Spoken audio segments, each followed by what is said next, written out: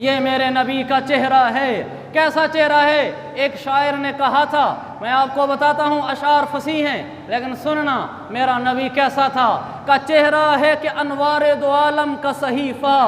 آنکھیں ہیں کہ بحرین تقدس کے نگیں ہیں، ماتھا ہے کہ وحدت کی تجلی کا ورق، عارض ہیں کہ والفجر کی آیات کے امی ہیں، گیسو ہیں کہ واللیل کے بکھرے ہوئے سائے، ابرو ہیں کہ قوسین شب قدر کھلے ہیں، گردن ہے کہ برفرق زمیں اوج سریا،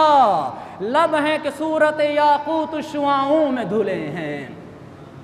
قد ہے کہ نبوت کے خد و خال کا معیار، بازو ہیں کہ توحید کی عظمت کے علم ہیں، سینہ ہے کہ اسرار محبت کا خزینہ، دل ہے کہ علم و نور کا نگینہ، بدن ہے کہ صبر و تحمل کا عکاس، دست ہے کہ جود و عطا کا سفینہ،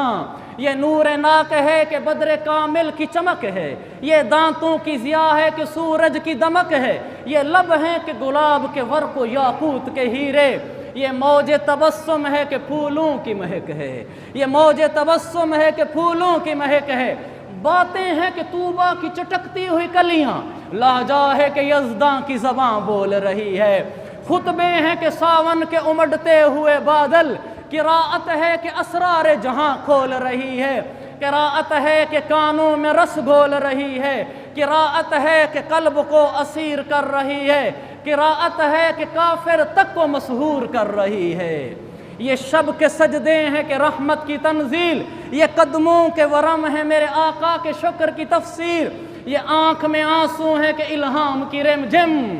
یہ آنکھ میں آنسو ہے کہ الہام کی رم جم، یہ سینے میں جو دل تھا کہ یہ دل کی دھڑک ہے کہ عشق خدا کی تڑپ ہے،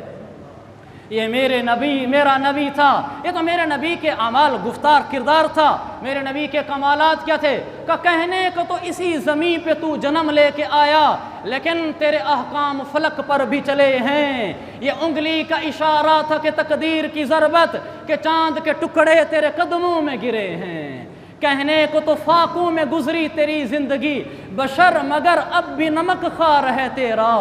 کہنے کو تیرا فقر تیرے گھر کی علامت لیکن تو سخاوت کے سمندر کا کنارہ، کہنے کو تیرے سر پہ دستار یتیمی لیکن تو ہم سب یتیموں کا سہارا۔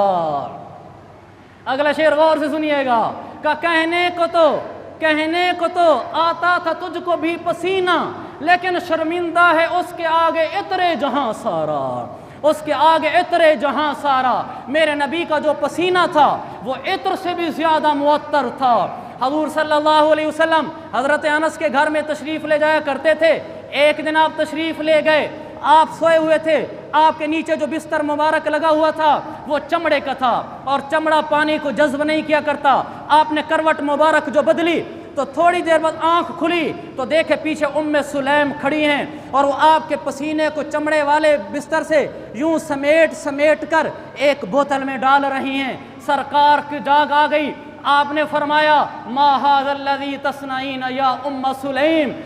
سلیم یہ کیا کر رہی ہے؟ کہنے لگی یا رسول اللہ، مسلم کی حدیث سنا رہا ہوں، کہنے لگی یا رسول اللہ مجھے عطروں کا بڑا شوق ہے، میرے گھر میں مختلف قسم کے عطر رکھے ہوتے ہیں،